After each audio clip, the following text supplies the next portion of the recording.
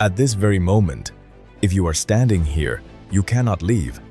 No matter how much money you have, no matter how urgent the matter you are facing. There is no airport, no standby rescue helicopter, no public ferry. Your only way out is a cargo ship cutting across the South Atlantic, and the next ship may not appear for several months. Confined in the middle of the open ocean. And yet, this is not a prison. This is home to more than 200 people. Welcome to Tristan da Cunha, the most remote inhabited island on Earth. But the strangest thing about this land is not its isolation. It lies in a choice. In 1961, a volcanic disaster forced the entire community here to evacuate to England. They were offered a modern life, houses, paved roads, supermarkets, and absolute safety. And yet, just 2 years later, all of them refused the civilized world. They boarded a ship and returned to these volcanic ashes. Here, there is none of the romance of tropical islands, only bone-chilling cold, the bitter smell of sea salt, and a suffocating silence of nature. Why would a community, once freed from such harshness, choose at any cost to lock themselves back in the middle of the ocean? What is it about a place with no comforts whatsoever that proves stronger than all the temptations of the modern world? To understand the existence of Tristan da Cunha, you must first understand where it is not. It does not lie along any bustling trade route. It has been almost swallowed by the ocean, erased from the world map. The nearest inhabited land, the island of St. Helena, is more than 1,500 miles away. To reach mainland South America, you must cross more than 2,000 miles of open sea. And its most important link to human civilization is Cape Town, South Africa, also a distant 1,750 miles away. You cannot browse the web, book a plane ticket, and arrive here for the weekend. On Tristan, the concept of fast does not exist. There is no airport and no regular tourist ferries. The only lifeline connecting the more than 200 people here with the outside world is the supply ships from Cape Town. 6 to 8 trips a year. These ships do not just carry people. They carry fuel, medicine, machinery, supplies, mail, and everything that an island in the middle of the South Atlantic cannot produce on its own. If a ship is delayed by a storm, everything on the island has to wait. But that enormous geographic distance is not even the harshest part. The real problem is this: the island itself, from the very moment of its formation, was never meant to be a place for human beings.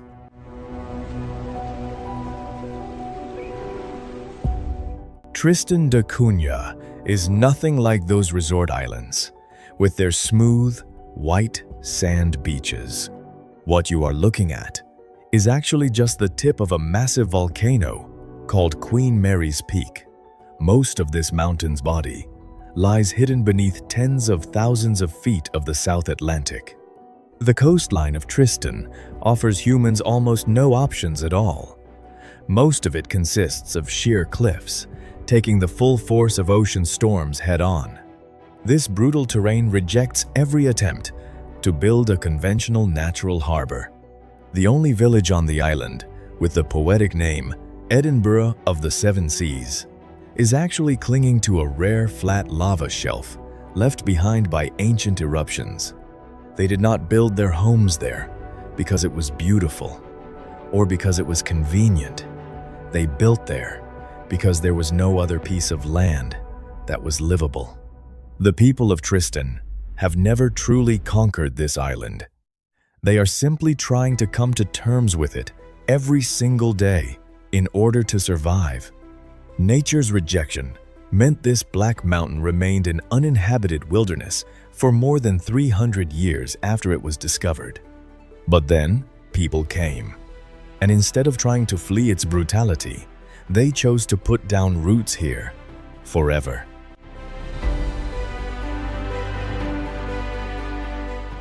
This land rejected humans from the very first glance.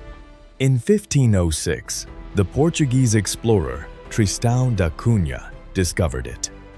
But the furious waves of the South Atlantic prevented him from setting foot on shore. The island was named after him, but it remained abandoned for more than 3 centuries. Who would want to claim such a miserable place? In 1810, an American named Jonathan Lambert came here. He declared himself Lord of the Island and dreamed of turning it into a trading post, but that ambition was short-lived.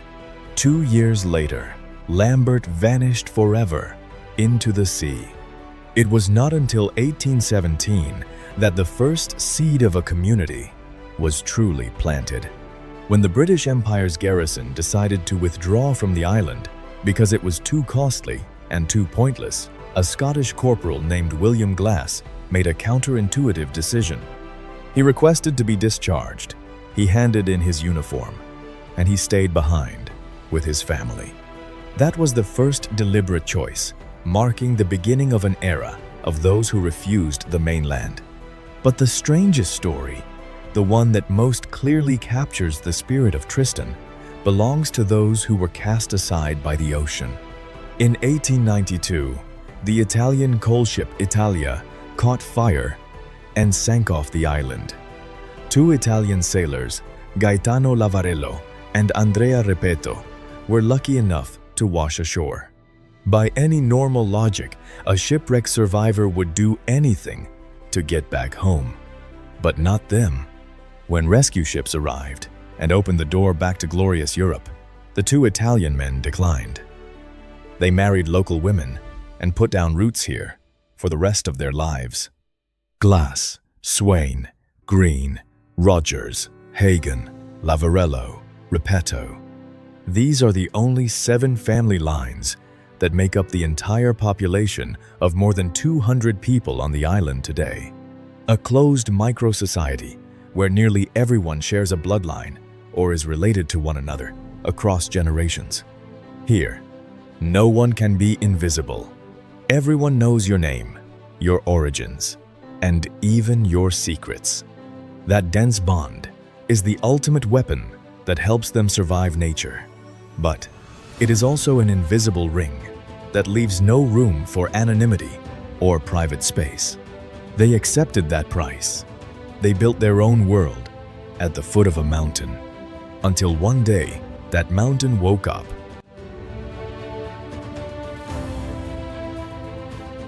October 1961. The ground began to shake. Small tremors escalated into deep growls from far below. Steam rose, smoke appeared, and then lava began to seep out, crawling slowly but deadly, heading straight toward the only inhabited area on the island. The threat was no longer a distant possibility. The mountain was reclaiming its land. A full evacuation order was issued. All 264 residents were herded onto ships to flee their homeland. But try to put yourself in their shoes. A few elderly people on that ship had never once left the island in their entire lives. They had never seen a car. They had never seen a traffic light. And they had no idea what a city supermarket even was. The evacuation that day was not simply a natural disaster, forcing people to leave behind their stone houses. They were being uprooted from the entire social ecosystem that their ancestors had painstakingly built up for centuries. They were being saved, but they were being thrown into a strange world.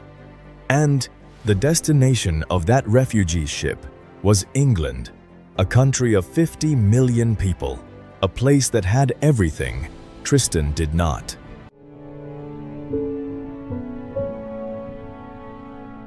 In 1961, England opened its arms to welcome the Tristan refugees, settling them in an old military barracks in Hampshire.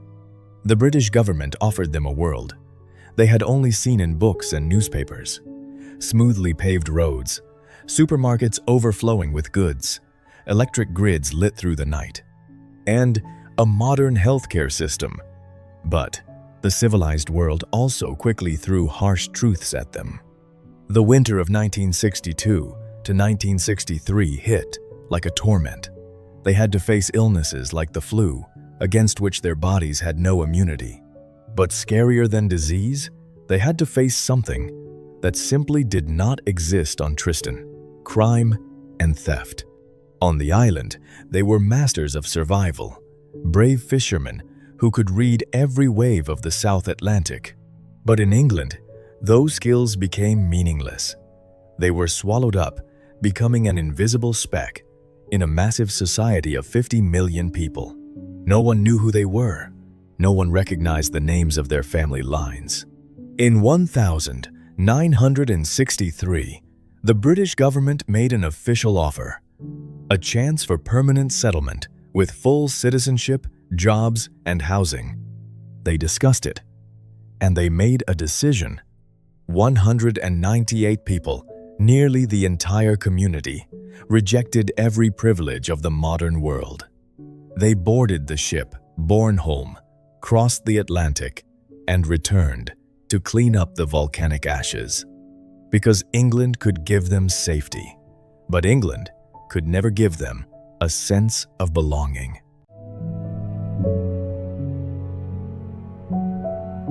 It would be a big mistake to romanticize this island as some primal paradise.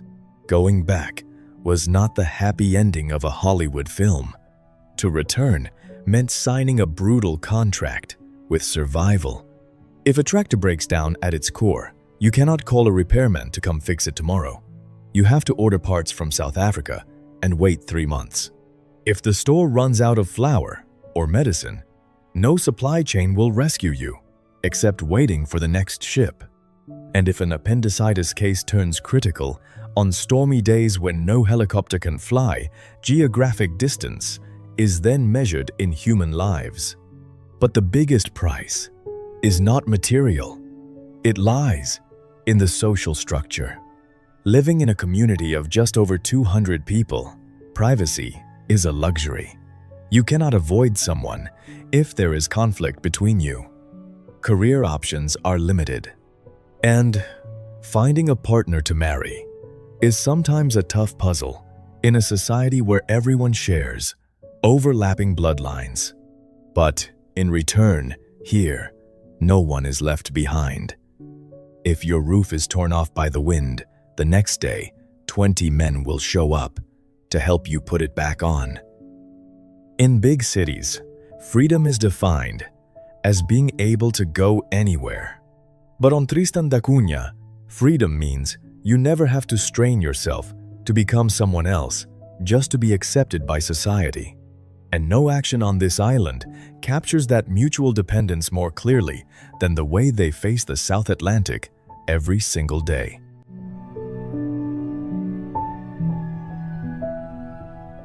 It would be a mistake to think that the 200 people on Tristan da Cunha get by only on subsidies. In reality, they are economic experts running one of the most sustainable and healthy fisheries on the planet.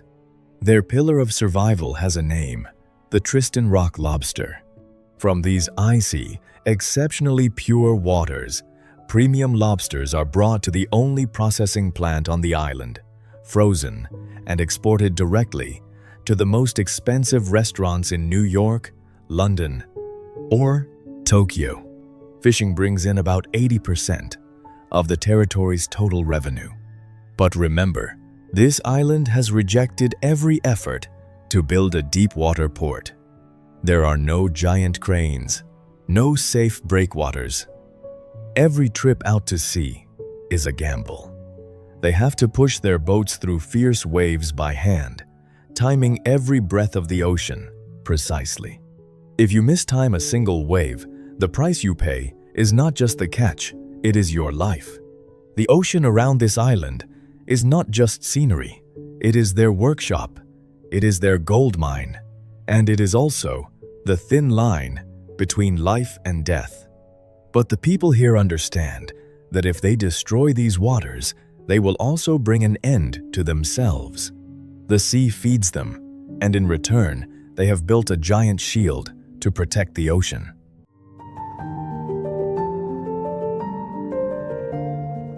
In 2020, this small community made a decision that stunned the world.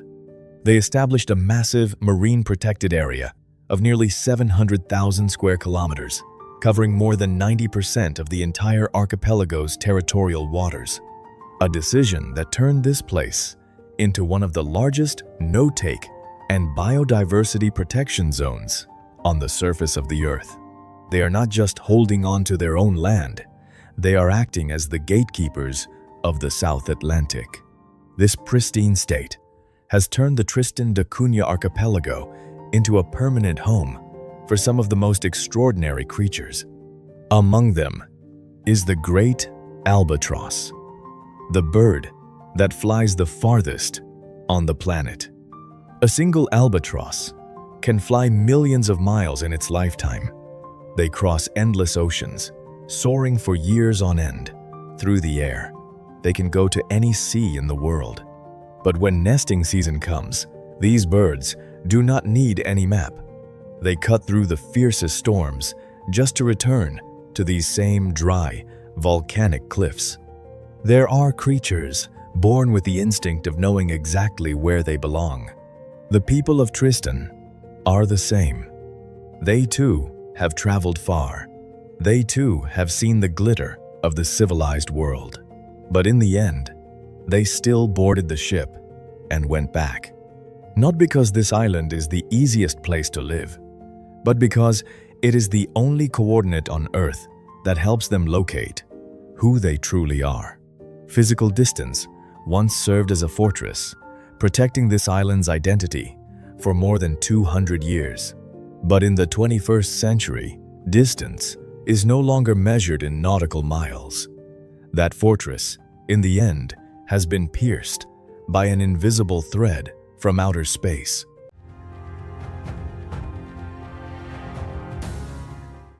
At the beginning of the video, I said that if you are here, you cannot leave. But now, let's flip the question. If tomorrow, a ship were to lift anchor and leave this island to take you back to a hurried life, to comfort, to bright, dazzling screens, full of exhaustion and burnout, would you step onto the ship, or would you choose to stay? Tristan da Cunha is not a paradise. It is full of harshness, limits, and very steep prices to pay. But the people at the end of the world have reminded us of a truth that many modern places have forgotten. The most wonderful places are not necessarily the ones that give us the most. Sometimes they are the places where people clearly know what is enough. If your urban conveniences were cut off for the next 3 months, do you have a community behind you, ready to push the boat out and help you? Leave your answer in the comments below.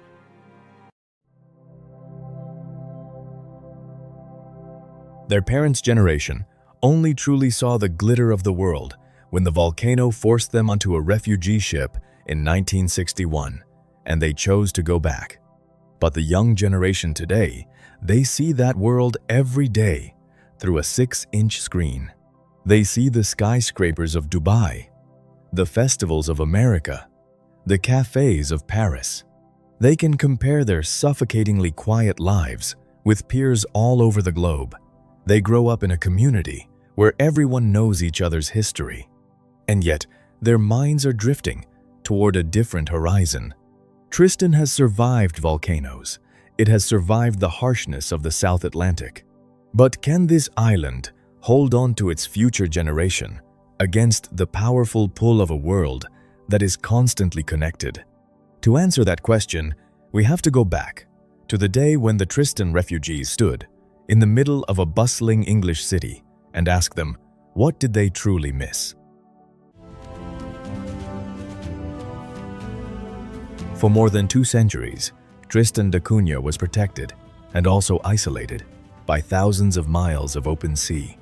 But in September of 2024, that massive geographic wall was finally breached. Not by ships, but by satellites in space. Starlink arrived, replacing the old, unreliable satellite system. Overnight, the island's internet speed soared.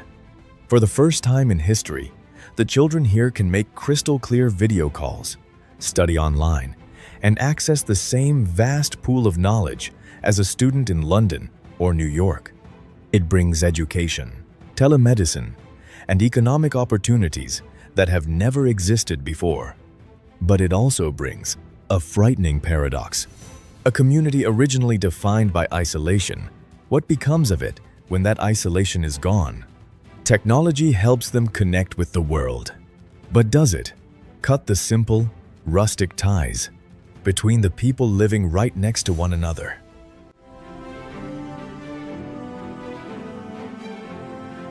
When they were in England, they said, they missed the quiet. But that quiet was not a dead silence.